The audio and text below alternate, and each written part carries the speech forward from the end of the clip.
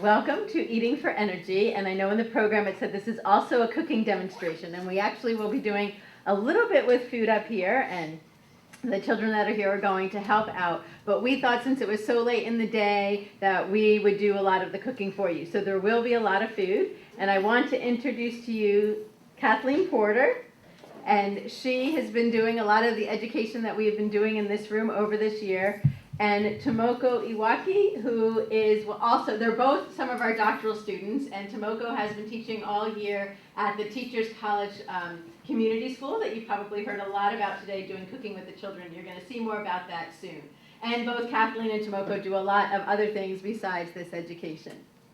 So I just wanted to tell you a bit of history, because I think if you watch the news or you hear anything now, there's a lot about childhood obesity and about food and children in the news. And sometimes we think of this as new.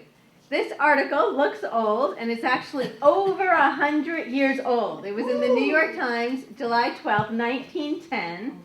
And it is Mayor Greiner visits Little City farmers. And to look at the article some more, here's a couple of quotes that are in the article. So the luncheon that the mayor got was basically all made from the foods that were grown from the children in the garden. And then the bottom quote, I think is even more interesting, the fact that this was 100 years ago, is Mrs. Parsons, who runs this project, spoke to the mayor of the words he used in the children and told him that last year 7 families had moved out of the neighborhood into the country on account of the interest in farming awakened in their children by the school. So even 100 years ago, we were trying to get children back interested in growing food and farming. And this is actually the children on this plot of garden where they were growing things. And does anyone know where this is? This is kind of got funny, right?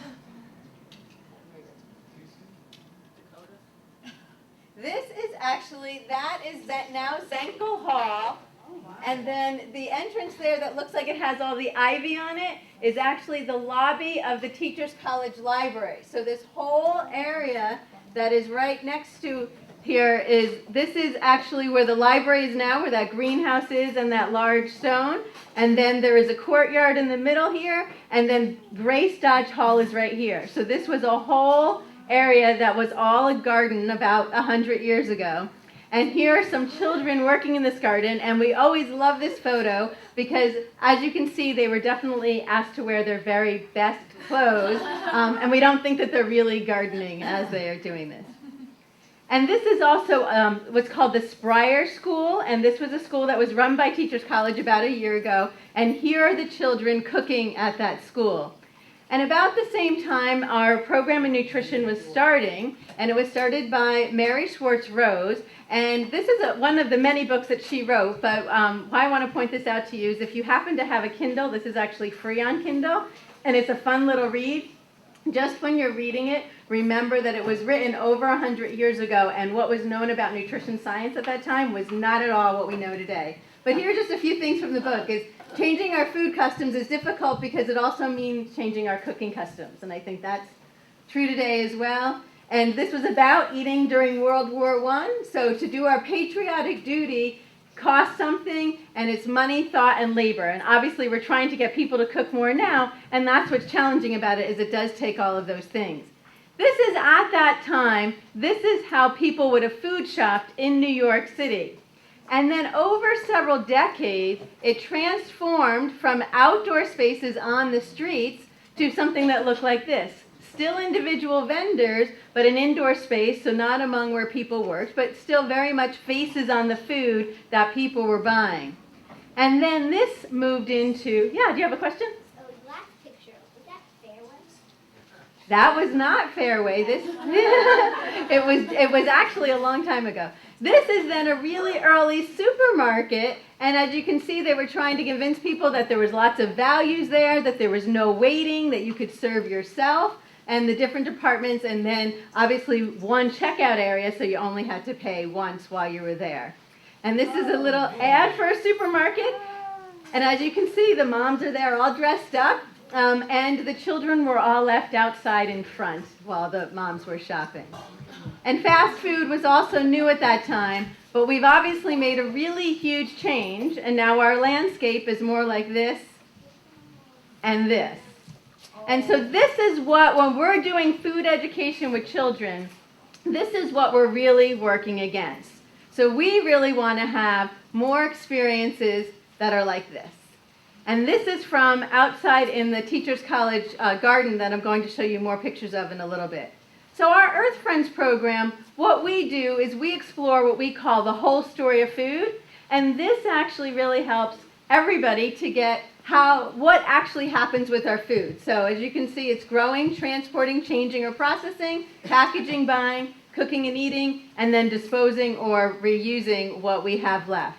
And here's a photo of children that Kathleen has taught all this year that have been coming from the Harlem Ivy program, which is one of the projects of Teachers College from the Office of School and Community Partnership. And so they've been coming in this room doing a lot of cooking, doing a lot of learning about food, and whenever they taste something, they always get the opportunity to tell how they like it, so they put their thumbs up, their thumbs in the middle, or their thumbs down, so you can see them doing that here. And here's a little video that's going to show this in action. Today's lesson was about mostly plants and trying to get the children to eat more foods that come from plants. And to do that, we made the plant cartons on it. They obviously ate it all up, and if you look over at the place, there's nothing there. You can get a quick glimpse of how much these kids put a lot of veggies onto them, and then, so we're just gonna go close up with them right now, and then hopefully you guys can catch that too.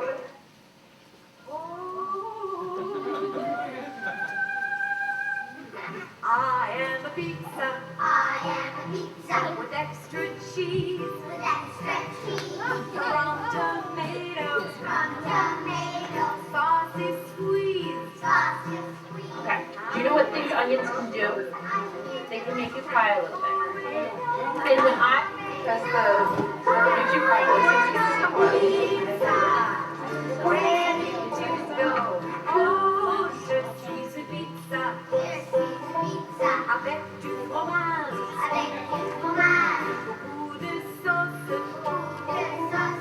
Des tomates. Des tomates. Des oignons, des champignons. Des oignons, des champignons. Épices mélangées. Épices mélangées. Je suis une pizza. Prête à manger. One, two, three, bite.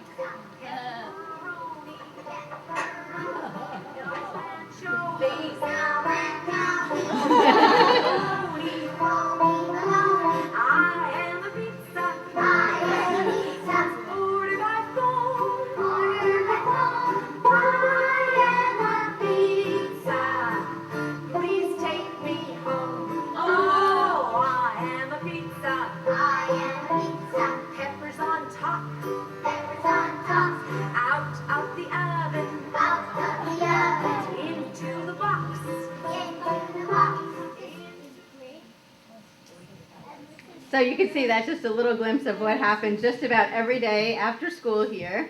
And here is Tomoko's classes, kindergarten classes at the Teachers College Community School, and they get cooking after school every Monday as their after school program.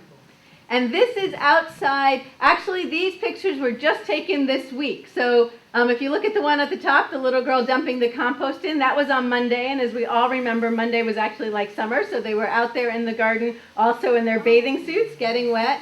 And then later on this week, just last week, they planted in the garden. And for those of you who haven't been out to the Grace Dodge courtyard soon, we have this river garden that actually gets all of its water from the rain spout that comes through, and it's all native plants. Another project that we did is called the Memory Tree, and this is with the Office of Opportunities and Outreach. And what we've done is we've done shopping and cooking throughout the seasons. And so here we are at the Farmers Market by Columbia last summer with a group of children. And up in the top there is Marco, who was a visiting doctoral student from Italy. And all the kids loved working with Marco because he was a real chef. So here they are in the Farmers Market, cooking in the room. And then they go back and they cook actually with seniors at Morningside Gardens, which is just up the street. And they have a program the part of the memory tree program is actually for people with early dementia to do some different programs. And so they take pictures, and that way then the children can show the seniors the pictures, and the seniors can really help to remember what they're doing by having the photos that they have from it. We've also developed a curriculum called Linking Food and the Environment, and this has been with two professors, Dr. Isabel Contento, who's been at the nutrition program for a long time, and Dr. Angela Calabrese-Barton, who was with Science Education and is unfortunately no longer with Teachers College. I just want to show you a little bit about the module where we learn about food systems. And this is the question that they explore. What is the system that gets food from farm to table? And how does the system affect the environment? And here's one of the questions the children had to answer is, what are all the steps that get strawberry jam from a farm in California to be sold in a store in New York City? So here's what one child wrote at the beginning. To deliver the strawberries, you could send them on a boat, plane, or train. And that same child at the end said, first it has to go to a factory, then get produced, then it goes to another factory to get packaged in glass bottles, then it gets sent to the store for people to buy and eat. So you can see a really big difference from the beginning to the end. And then another child at the beginning got a little bit more. So the farmer has to plant the strawberries, smash it and all that, and put it in boxes to send to the store. Then at the end, this child wrote, most probably, and I love that because that really shows that we don't really know a lot about the food system. So farmers pick the strawberries from plants, they sell it, a person smushes it and all that, they package it and set it on a truck, they store it in a warehouse for 1 or more days, they are set in a supermarket for you to buy and eat. So we're trying to really teach children about the food system so that they can understand it.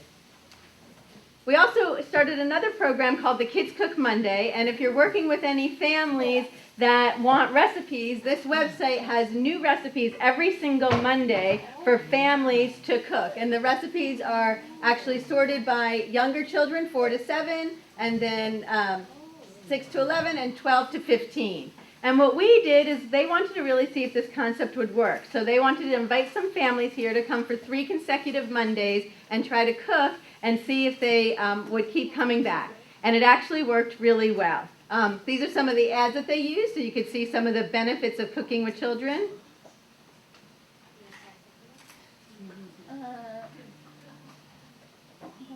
And here's a few more. So here's a little video that shows the families that came here.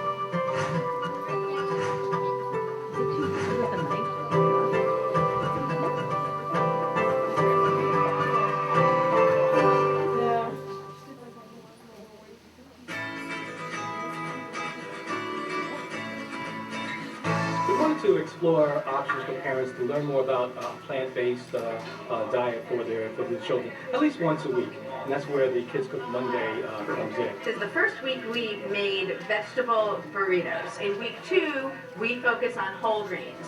And this is the 3rd week of the Kids Cook Monday for this group of families, and the recipes that we're making today are vegan bean burgers that have black beans in them, sunflower seeds, pumpkin seeds, and oats are the main ingredients, and then some spices.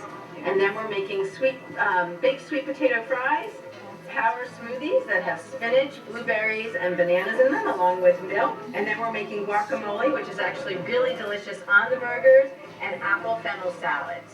This is a pilot program. We wanted to find out, first of all, could we interest families in coming in? Could we get them to keep coming in over 3 weeks? Could we get them excited about preparing healthy meals? And whether or not we could get them to change some of their lifestyle habits after the completion of the program. Well, we started Healthy Monday at Columbia Middle School of Public Health about 5 years ago. It's been proven that kids who eat with their families regularly are less likely to be addictive personalities and to get connected with food, which is good for them and helps curb obesity, overeating. They pick up good eating habits while they pick up good social habits. Really, I like it just because you're combining with your children, you're building a relationship with your child, and also you're learning too how to eat healthy. I like this.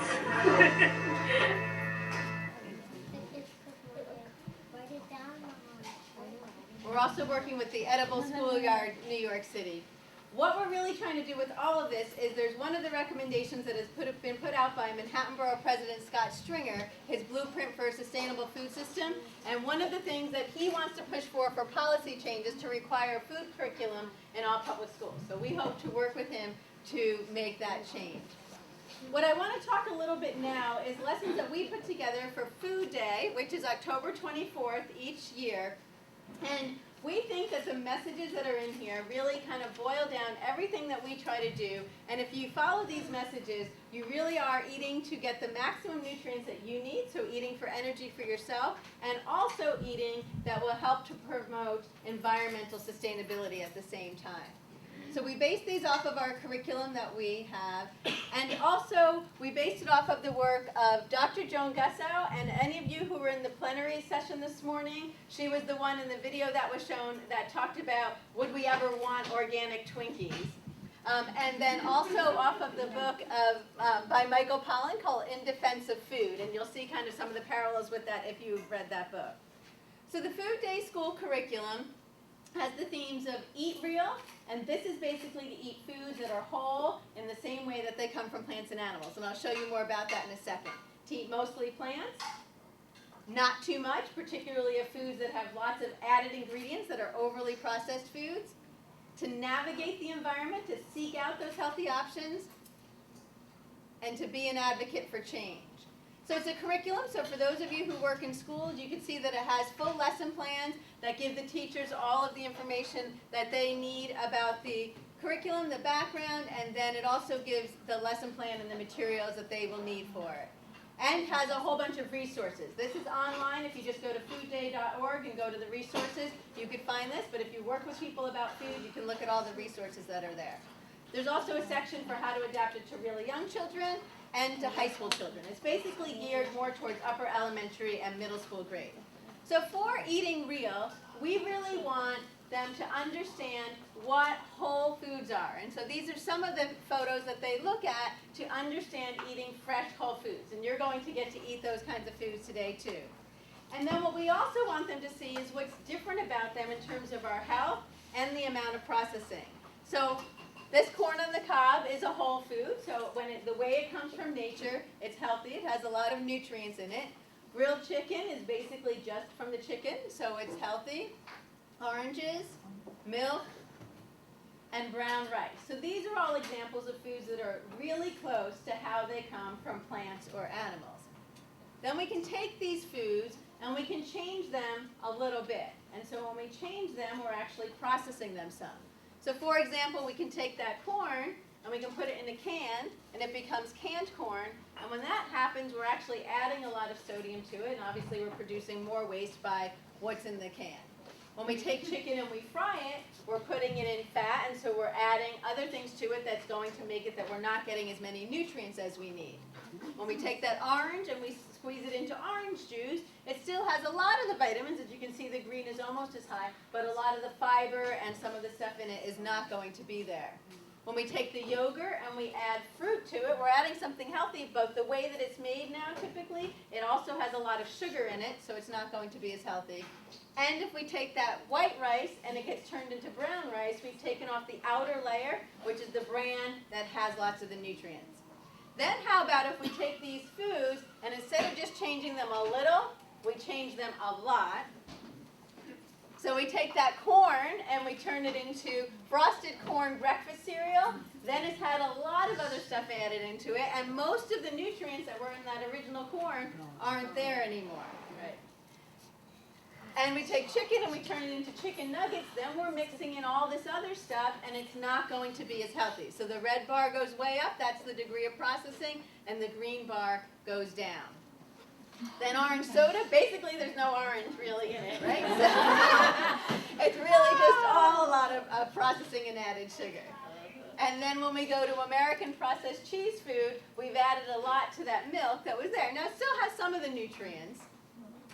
And when we go to Rice Krispie treats, we've added a lot to there. So taken together, when you look at this, really when you look at your foods, what you want to do is try to say, how close is this to how it came from a plant or animal? So when you're eating things that are like they are on that left side, you're going to be basically eating for energy and getting all of the nutrients that you need. And in the food day lessons, we always think that basically when you learn something, it's hard to remember and actually do it. So we have the children make a little action plan. And so this is hard to see, but basically on the top it says that they would eat an apple instead of a fruit roll-up. So trying to go from something more processed to something less processed, and then they can check off what times of the day and what days of the week they're going to do that. So they can remember and basically make that little commitment to themselves. Then to learn about eating mostly plants, and we're going to do a lot of this today, is we teach them that we eat all different parts of the plant. So when we eat plants, we're eating roots, stems, leaves, flowers, fruit, and seeds. And remember, the fruit of the plant to a botanist is actually anything that has seeds inside. So lots and lots of things that to a chef are vegetables because they're used as the savory part of the meal are actually the fruit of the plant. Like tomatoes, cucumbers, peppers, squash, all those kinds of things. And we also use the new My Plate that has come out that's replaced the food pyramid. And so first the children draw what they typically eat, and then they compare it to the portions in My Plate to try to make a goal for themselves of how they can change the proportions of what they eat to be mostly plants. And if you look at this, vegetables, fruits, and grains are all from plants. So if you're eating those mostly in their whole form, and you're actually having that, you're actually having at least 3/4 of your plate filled with plants. Then the protein, sometimes that can be an animal protein, sometimes it can be something from a plant, and if you're eating that in a whole form, you're getting lots of nutrients with that as well. And here's the little contract that they do for that. Then the not too much, this is about then trying to really be conscious about not having too much of all those processed foods. And we all know that for children today, and for us, it really can be challenging to not get too much of those foods. And if you think about the environment now, and think back, except for you guys who are children, if you think back on what the environment was like when you were children versus today, we know that the food environment that children are in today is really pretty different. So what's recommended is to have a maximum of 150 calories a day of empty calories. And this is actually for school-age children. For adults, it's a little bit more. If that was all used on sugar, it would be 10 teaspoons of sugar. So that 150 calories is 10 teaspoons of sugar. The original bottles of soda, when soda was basically a once-in-a-while treat, were 6.5 ounces. Those have 5 teaspoons of sugar in it. So basically, that's about half of the extra calories that we can have in the day. A 12-ounce can of soda is 9 teaspoons. And what's the most common size now for soda that people buy? The 20-ounce bottle. So a 20-ounce bottle of soda has 15.5 teaspoons of sugar. And actually, there's some that have even a little bit more sugar than this.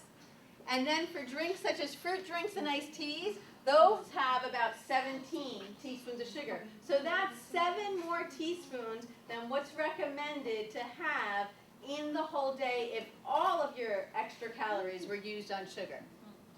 Really, if our society had made choices about what was health conscious, that size would not have ever been the size that was sold as a 1-portion serving.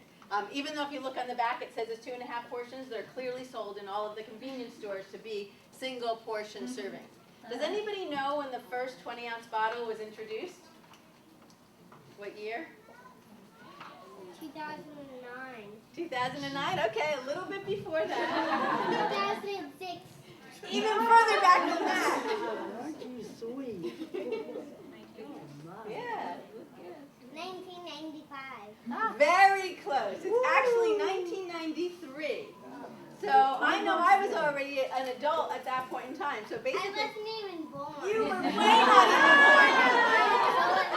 So was Rachel. Rachel wasn't even born. Rachel wasn't even born yet, right?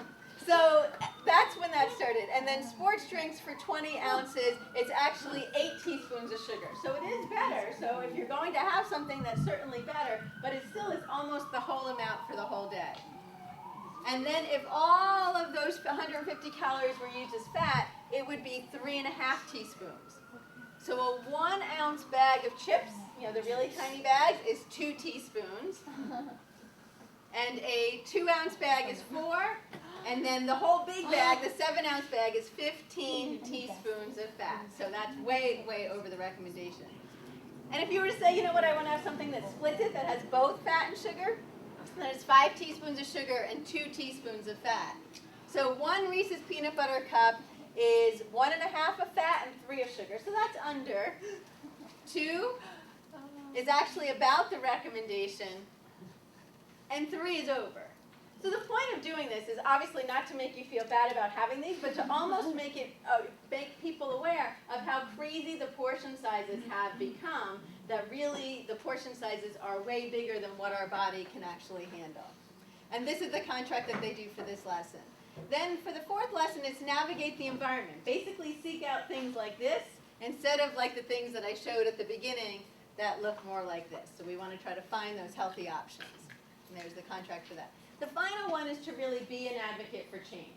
And anything that you could do in your own community or with any groups of children or adults that you work with, make a little commitment to what you're going to do to try to change your neighborhood. And actually, stores will listen. When kids go in, sometimes kids go into their stores by a middle school and say, you know what, we want to have some healthier options. And if the stores think that everybody's going to come and buy it, they will actually store it. And this is where they kind of sum things up and go back to all of the things that they did. So, thank you. Now what we want to do is I want to tell you a little bit about the food that we're having today. So now Rachel and Joshua, do you guys want to come up and help me? Okay. Yes, they do. Yay! And there's another. Do you want to come up too? Okay. You want to come up? Oh, me? Oh, You can come up, and there's a little girl behind you too. He is so precious. So, do you have any idea what this is? Does it look like chicken? Smell it. See what it smells like. Does it smell like chicken? Okay. Do you have any idea? Do you want to smell it too? Do you have any idea what this is? Does anybody want to help them? Does anybody know what this is? Okay. This one is a parsnip, but then this one, what's this one? A turnip. So this is, you want to hold this? No? Do you want to hold this one? What's this one? Do you know? Hold this up for everybody. Hold it up way high for everybody. You know what? Just be careful on the wire. I don't want you to trip. Oh, my. Does anybody know what that is? What is it? A potato. It's actually a sweet potato. So what part of the plant are all of these? Do you guys remember from when we talked about parts of the plant? They grow under the ground. So if they're under the soil, what part of the plant? They're roots, right? And so we're having all these roots today because at this time of the year, the root storage crops are still something that you can really get at the farmer's market. And so really they're what's mainly in the farmer's market in the winter and into the spring, and then a few new things start to come out. Now here's something that actually the leaves on the top aren't there, but does anybody have any idea what this is?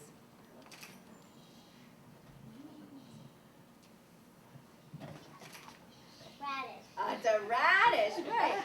And radishes are also a root, but which one's bigger? Point to it.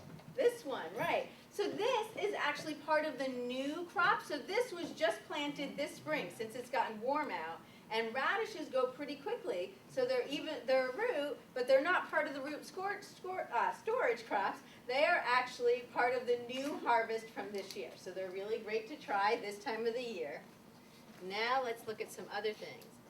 You know what? Let's go to this one. Want to smell this? I'm sure he knows what that is. This is actually kind of a baby garlic, but it's just like a scallion, but it tastes more like garlic. And this is called a ramp. And these are out this time of the year as well, so they're really fresh in the spring. Yeah, what's that?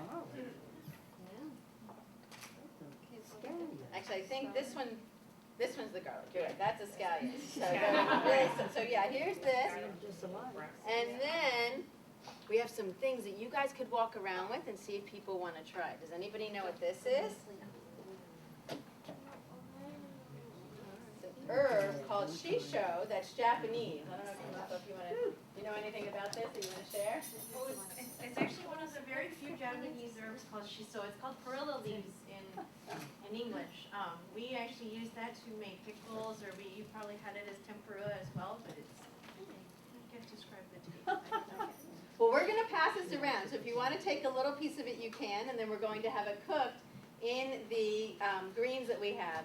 And then this is all chopped up, but I wanna tell you what this is this is broccoli rabe that you probably all had, and it's wintered over broccoli rabe. So it's basically broccoli rabe that stayed in the ground all winter, and then once the ground thaws is when they can harvest it. And so it's only available for a few weeks in April at the farmers markets, and it's actually really gets a nice, rich, kind of mild, sweetish flavor from being in the ground all year. So you're going to get to eat it cooked, but I think it's actually interesting to try it raw as well. So we're gonna pass this around so you can try that. And so that is all the food that we have here. So if you guys want to try chopping anything, we can set up for you guys to chop some stuff. And then Kathleen's going to tell you about what we're serving here. Alright, so kind of have mirrors, so pretty much what I'm pointing to on this side is exactly the same on that side. We have the roasted root vegetables that have the sweet potatoes, the parsnips, and the turnips in it with a couple of different spices. We have raw sliced up radishes, which I've been snacking on for a while, so they're really good. And then we also have the cooked greens that have the scallions in them, some onions, the broccoli rabe, the shiso, and we actually threw the radish greens into it because the radishes, they're so tender and like fantastic now. So they're all in there. We also have asparagus, because it is the time of the year for asparagus, and mushrooms in the center with just olive oil and salt. And then we have two different tofu dishes. One has a sesame and ginger sauce. The other has a peanut oriented sauce, and honestly the peanut one is phenomenal. I haven't had this one yet, but that one is like one of my favorite things in the world. So we have them on both sides, and kind of what we're thinking is come up the side that's closest to you, grab a fork, grab a plate, grab some of these, come to the center, get some of the more main dish type things, and then grab yourself something to drink. We have water with lemon in it, and then there's a group that we work with, that we also coordinate with, that does teaches women who are recovering from breast cancer. They do cooking workshops with them, and they had leftover sweet mint tea, so we also have that today as well. And just to say one other thing before you come up and get your food is the tofu is from Fairway, but it's actually a locally made tofu, and everything else came from the farmers market that's right out here at Columbia on Thursday. So I just bought it on Thursday, and it's all from there. Okay, come on up and get some food. Bye-bye.